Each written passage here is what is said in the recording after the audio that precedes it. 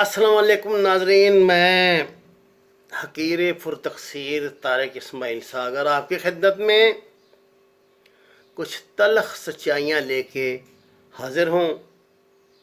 ناظرین، اس سے پہلے کہ میں کوئی بات کروں، جس میمو گیٹ سکینڈل کا میں تذکرہ کر رہا ہوں، ذرا آپ کو یہ بتا دوں کہ اس میں کیا درخواست کی گئی تھی امریکہ سے، کیا لکھا گیا تھا۔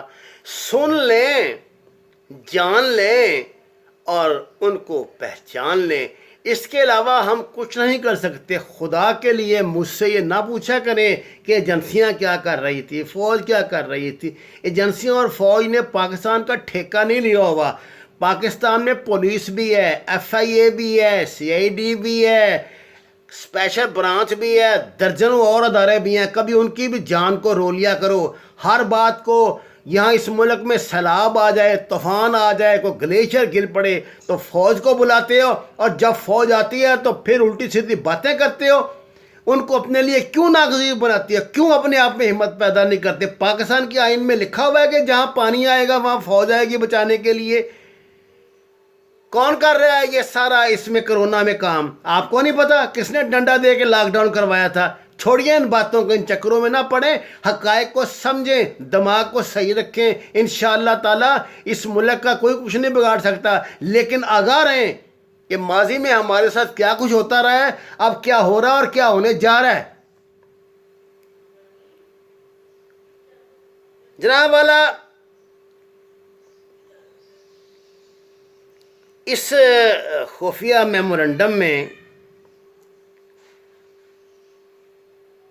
جس میں موجودہ جو حالات تھے اس زمانے کے وہ لکھ کے یہ درخواست کی گئی تھی امریکنوں سے کہ نیشنل سیکورٹی ایڈوائزر اور قومی سلامتی کے عہدیداروں کی جگہ بااعتماد مشیروں کی بڑے پیمانے پہ تعیناتی، اور ان مشیروں میں ایسے سابق فوجی اور سولین اصحاب شامل ہوں گے جنہیں واشنگٹن کی حمایت حاصل ہوگی۔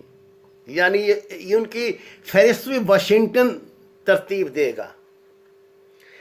ان میں سے ہر ایک کے امریکن فوج، سیاسی اداروں اور انٹیلیجنس اداروں کے ساتھ طویل اور تاریخی روابط ہیں۔ ان شخصیات کے نام آپ کو پیغام پہنچانے والا شخص براہ راست ملاقات میں مہیا کرے گا۔ میں اس کی ورڈنگ پڑھ رہا ہوں، اس میں نے کچھ شامل نہیں کیا۔ اچھا جی، وہ امکانی طور پر اس موقع پر صرف آپ کی بات سنیں گے۔ نئی قومی سلامتی کی ٹیم سیولین نظام کی مکمل حمایت سے بنائی جائے گی، جو مدرجہ ذیل اقدامات اٹھائے گی۔ نمبر 1، صدر پاکستان ان الزامات کی آزادانہ انکوائری کا حکم دیں گے جن کے تحت اسامہ بن لادن اور دیگر القاعدہ کے سینئر رہنماؤں کو پناہ دینے اور مدد کی پیشکش کرنے پر مرود الزام ٹھہرایا گیا ہے۔ وائٹ ہاؤس انکوائری پینل کے لیے آزاد تحقیقات کاروں کے نام تجویز کر سکتا ہے۔ سبحان اللہ! تحقیقات کاروں کا یہ پینل 2 جماعتی 9/11 کمیشن کے طرح ہوگا۔ یعنی ایک امریکن اپنی جماعت بٹھائیں گے، دوسری امریکن حمایت یافتہ پاکستان میں جو ان کے مامے ہیں وہ بیٹھیں گے ساتھ، اور جواب دہی کا تعین کرنے کے علاوہ آزاد ہوگی۔ اس کی تحقیقات کا نتیجہ امریکی حکومت اور امریکی عوام کے لیے قابل قدر ہوگا، جو درست تفصیل کے ساتھ ان عناصر کی نشاندہی کرتے ہیں جو پاکستان کے اندر بن لادن کو پناہ دینے اور مدد کرنے کے ذمہ دار ہیں۔ پاکستان کی حکومت، سیولین انٹیلیجنس ایجنسیاں اور ملٹری میں اثر رسوخ کے اندرونی حلقے کے قریب ہیں۔ یہ امر یقینی ہے کہ اسامہ بن لادن کمیشن اہم عہدوں پر متعین فوجی افسروں کی فوری برطرفی پر منتج ہوگا۔ یعنی تمام جو اس دور کی کمانڈ تھی نا، یہ فوری طور پہ تو اس کو تو ہٹا دیں گے عہدوں سے، جن سے ان کو بڑی تکلیف تھی۔ اسامہ بن لادن کی مدد کرنے میں ملی بھگت کرنے کے ذمہ دار ایجنسیوں کے افراد کا سراغ لگائے گی۔ نمبر 3 جی، قومی سلامتی ٹیم ایک ایسی پالیسی پر عمل درآمد کرے گی جس کے تحت القاعدہ اور دیگر منسلک دہشت گرد گروپوں کی باقیات جو ابھی تک پاکستان کی سرزمین پر موجود ہیں، جن میں ملا عمر اور سراج الدین حقانی، یہ دونوں یعنی جو پرو پاکستانی تھے کہ یہ دہشت گردوں کے باقیات ان کو کہہ رہے تھے، شامل ہے کو امریکہ کے حوالے کر دے گی، یا امریکی فوج کو ان افراد کو گرفتار کرنے یا ہلاک کرنے کے لیے ضروری آپریشن کرنے کی غرض سے گرین سگنل دے گی۔ ان کو یہ بھی بڑی تکلیف تھی نا کہ حقانی گروپ کو اور ملا عمر کی جو مجلس شورا تھی جو کوئٹہ میں تھی، ان کو پاکستانی فوج یا حکومت فوج کو پروٹیکٹ کرتی ہے، ایجنسیوں کو پروٹیکٹ کرتی ہیں، ان کو پکڑ کے امریکہ کے حوالے کریں تاکہ امریکہ بہادر کو آسانی رہے، تھوڑی بہت جو ان کو مشکلات پیش آ رہی ہیں وہ بھی ختم ہوں۔ اچھا جی، یہ بلینک چیک کی گارنٹی سیاسی خطرے کے بغیر نہیں ہے، یہ لکھا تھا انہوں نے، لیکن اپنی سرزمین پر برے عناصر کو جڑ سے اکھاڑ پھینکنے کے نئے گروپ کے عزم کا اظہار کرتی ہے۔ اس عزم کو ہمارے سویلین عہدیداروں کی اعلیٰ قیادت کی حمایت حاصل ہے اور ہم ضروری پہلو کو یقینی بنائیں گے۔ نمبر 4، ملٹری اور انٹیلیجنس اسٹیبلشمنٹ کا ایک بڑا خدشہ یہ ہے کہ آپ اپنی سیٹلائٹ صلاحیتوں کی بدولت پاکستان کی فضائی حدود میں داخل ہو سکتے ہیں اور واپس جا سکتے ہیں۔ پاکستان کے ایٹمی اثاثے اب جائز اور قانونی ٹارگیٹ ہیں۔ استغفر اللہ۔ یعنی ایک سیٹلائٹ ٹیکنالوجی آپ سمجھتے ہیں نا کہ جو نظر آنے والے ہیلی کاپٹر اور جہاز، وہی لائے تھے نا 2 وہاں پہ، تو یہ کہہ رہے ہیں کہ ہم آپ کا یہ بھی ختم کر دیں گے، بسم اللہ، جیسے مرضی پاکستان میں گھسے، اور یہ کہہ رہے ہیں کہ پاکستان کے ایٹمی اثاثے اب جائز اور قانونی ٹارگیٹ ہیں۔ یار خدا کے بندو، اے اللہ، اور تمہاری سیاست پہ خدا 1000 بار لعنت، اور تم 4 دن کی بادشاہی کے لیے 2 سال سے زیادہ تمہیں حکومت نہیں ملتی، کس طرح کتوں کی طرح گڑ گڑا رہے تھے امریکہ کے سامنے، کیا کیا پیشکشیں اس سے کر رہے تھے۔ استغفر اللہ۔ نئی قومی سلامتی ٹیم پاکستانی حکومت کی مکمل حمایت سے جو ابتدائی طور پر سویلین ہوگی، بالآخر اس میں طاقت کے 3 مراکز بھی شامل ہو جائیں گے، جن کی مدد سے ایٹمی پروگرام کے لیے قابل قبول ڈسپلن فریم ورک مرتب کرنے کے لیے خود کو تیار کرے گی۔ یعنی جو آپ حکم دیں گے مائی باپ ادا کر لیں گے، لیبیا کی طرح لے جانا ہمارا سارا کچھ اٹھا کے، لیکن ہمیں بادشاہی دے دو، ہمیں موج میں لا لوٹ مار کے پاکستان میں گارنٹی دلا دو فوج سے۔ اس سلسلے میں کوششیں تو سابق حکومت کے تحت شروع کر دی گئی تھی۔ ہم ان نظریات کو فعال بنانے کے لیے تیار ہیں اور اس اندازے سے نظام بنانا چاہتے ہیں جو پاکستان کے ایٹمی اثاثوں کو زیادہ قابل توثیق اور شفاف انتظامیہ کے تحت لے آئے۔ کہاں کہاں یہ کمپرومائز کرتے ہیں، لعنت تمہاری سیاست پہ، خدا کی لعنت۔ نمبر 5 کیا تھا جی؟ کہ قومی سلامتی ٹیم ISI کے سیکشن S کو ختم کر دے گی، جو طالبان اور حقانی نیٹ ورک سے تعلقات برقرار رکھنے کے امور کا ذمہ دار ہے۔ دیکھیے یہ سیکشن S جو ہے نا ISI کا، یہ اگریسو انٹیلیجنس کرتا ہے، یعنی یہ سمجھیے کہ یہ تو انہوں نے ایسے طالبان کا نام لکھ دیا نا، یہ انڈیا سے ڈیل کرنے کے لیے بنایا گیا، جیسے انہوں نے را میں ساؤتھ ونگ اپنا بنایا ہوا ہے پاکستان سے ڈیل کرنے کے لیے۔ سیکشن S جو ہے وہ انڈیا کے ساتھ اگریسو انٹیلیجنس کو ڈیل کرتا ہے۔ یہ لانگ ہینڈ پالیسی والے لوگ ہیں جو کہتے ہیں کہ دشمن کو اس کا کچھ پاکستان کے خلاف سازش کرنے سے پہلے، سازش پہ عمل کرنے سے پہلے خود ایکشن کر کے مارو، اس کو ختم کرو۔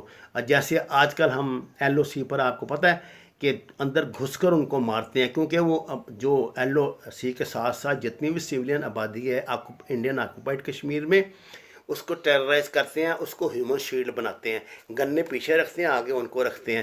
تو اس میں ضروری ہے جو پاکستانی بیٹس ہیں وہ ان کے اندر گھس کر ان کو مارتے ہیں تاکہ سویلین کو نقصان نہ پہنچے، اور ان کی توپیں اوپے تباہ کر کے آ جاتے ہیں۔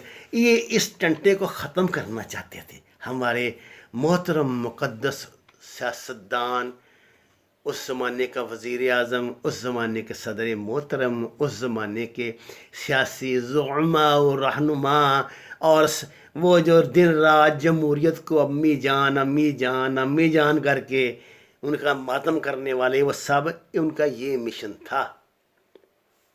یہ سیکشن ایس کو ختم کرا رہے تھے.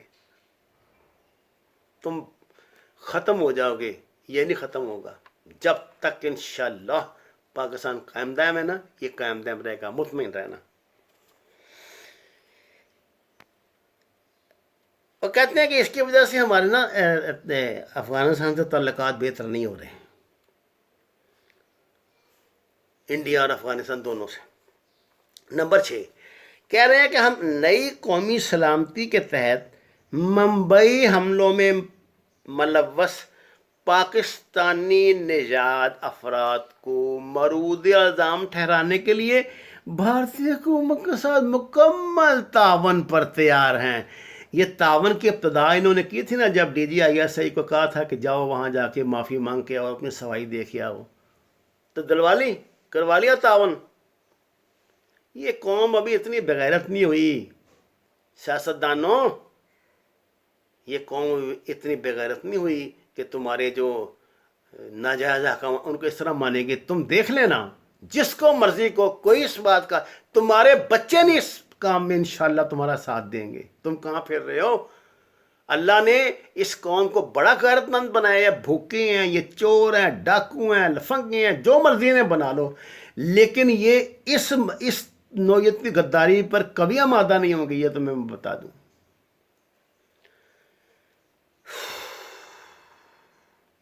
مکمل طور پر تیار ہیں.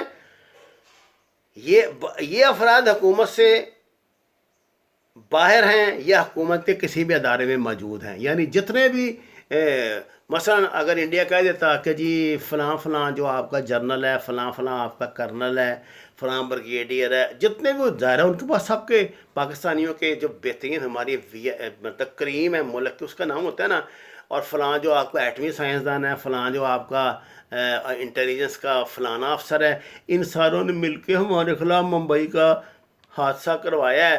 تو یہ ان سے وعدہ کر رہے ہیں امریکہ سے کہ جو نام وہ انڈیا دے گا نا، ہم پکڑ کے انڈیا کو دے دیں گے. تمہاری ایسی تیسی تم دو گے. اس میں ایسے افراد جن کے بارے میں بھارتی سیکورٹی سروسز کے پاس ان کے جرم کے بارے میں کافی ثبوت موجود ہے، ان کے حوالے کرنا شامل ہے. پاکستان کو اس وقت انتہائی اہمیت کے حامل فیصلہ سازی کے مراحل کا سامنا ہے.